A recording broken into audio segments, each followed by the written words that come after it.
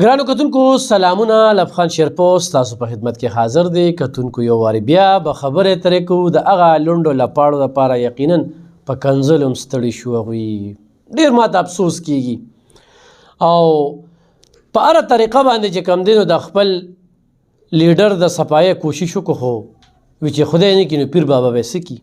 ډېر خلک ماته وایي یاره بس ته په دې یو وړه خبرې کې او په بله باندې اړوته خبرې نه کې، په پی ډي ایم باندې یا په نورو باندې په موقع باندې په هغې هم خبرې اترې کوو. خو ده دومره کندې کنېستلي دي او ده د ریاست مدینې خبره کوله، د انصاف خبره کوله، د 50 لک کورونو خبره کوله او د 1 کروڑ نوکرو خبره کوله. نو ځکه دی او هغوی کې فرق دی. او نن چې کومه خبره راځي نه هغه دروغو انتخابي چې کم کیس داخلی ناغه پیولټه کیږي اپوټه کیږي. صرف هم په دې 10 کاله کې چور غل ډاکو بس صرف دا خبرې اورېدې په اسمبلۍ کې په میټینګ کې په جلسه کې. او بیا خو دا 3 کاله چې مسلسل دا چې شهباز شریف چې کوم دی د زلزله زدګانو پیسې خوړلې دي، نو بیګا هغه کیس هم مخې ته راغی چې ډیلی میل اخبار والا برملا مافي غوښتله او هغه سټوري هم چې کومه ده نو د ویب سایټ نه ریموو کړه، یعنی ډیلیټ یې کړه. 3 کاله مسلسل په دې باندې تقریر نه شو، نور خو سرو که نه، نو صرف دغه خبرې راټینګه کړې وه.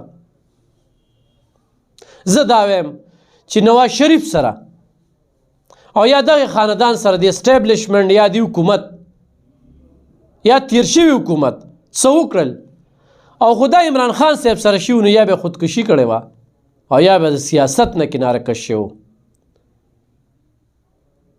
چې دا ټک په جیل کې واچولی شو. څو پیرې ترې نه حکومت لاړه، 10 کاله جلاوطن شو، د هغې نه پس چې کوم دی نو کیسونه پې جوړ شو، یوه ټکه یې پې ثابته نه کړه. بیا چې هغې خلکو سره خبره اترو کې نو یاره په انګلینډ کې او په برطانیه کې چې کوم دی پلیټونه دي. یاره د یو سړي په 1935 کې په پاکستان کې په 1935 کې په پاکستان کې د سټیل مل کارخانې وي نو دا به پیسې نه ګټي.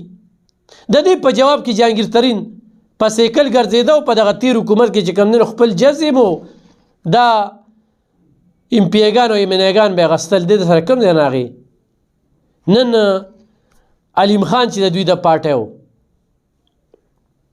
یا نور داسې.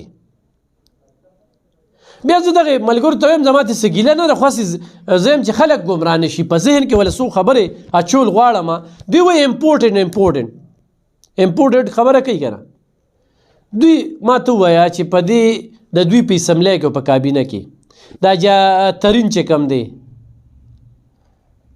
شوکت ترین د خزانې وزیر چې دی د کوم ځای نه راوستو د الیکشن ګټلي، زلفي بخاري به والو، دا شهباز ګل به والو. دوی د ما د په کابینه کې داسې کس وښي چې هغه الیکشن ګټلی و او هغه له چې کوم دی نو موږ ډېر زیات اختیار ورکړو. یو د شاه محمود قریشي پکې، یو شیخ رشید چې دا زما چپړاسي برابر نه دی. نن د حامد میر چې کومې خبرې مخې ته راغلي د باجوا حوالې سره چې کوم جوړ توړ و بیا منصلاحي چې کومې خبرې اترې وکړلې چې یاره موږ د حکومت کې دوی سره چا کړي او بیا کوم ډبل گیم چې کوم دی د پی ډي ایم سره روانو. نو په دې ملک کې به صرف دا ګیمونه رواني، قام به په ځای پاتې. 10 کاله دې صوبه کې دې خلکو ته اختیار میلاو شو، دې 10 کاله کې ډېر څه کولی شو. د دې صوبې خپل وسایل دي، د هغې نه ډېره پیدا اخیستې شوه. 7 کروڑ روپۍ خو صرف په جس کې چې کوم دی په هلیکاپټر کې په ګرځېدو باندې دوی خرچه راغلې ده، دا د وزیر اعلی د خرچې نه علاوه. اوس یې په هغې بیل پاس کړي چې بنیګاله ته پکې ټماټر ومړی نو پکې وړی شي، یا وزیر اعلی له پکې سوات ته الوګان وړی نو هم ومړی شي. اوس یې داسې بیل پې پاس کړه. نو ګرانو کتونکو ما په دې باندې خبرې اترې کولې چې دغه یوه فتوه هغه هم دغه چال یې کړو هغه هم ختم شو چې هغه ډیلی میل اخبار چې کوم د زلزله زدګانو پیسې وي شهباز شریف خوړلي دي او په دې باندې بیا وی 30,000 پونډ جرمانه ورکړه.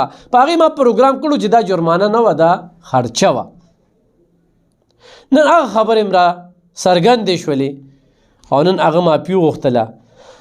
بیا وي پاکستاني عدالتونه چې یاره دا انصاف نه کوي او دلته نیب چې کوم دی او پریشر یو زموږ حکومت او کیسونو ته به یې نه پرېښودو او د برطانیې خو دوی مثالونه ورکوي، د هغې عدالتونه داسې او داسې او انصاف کوي.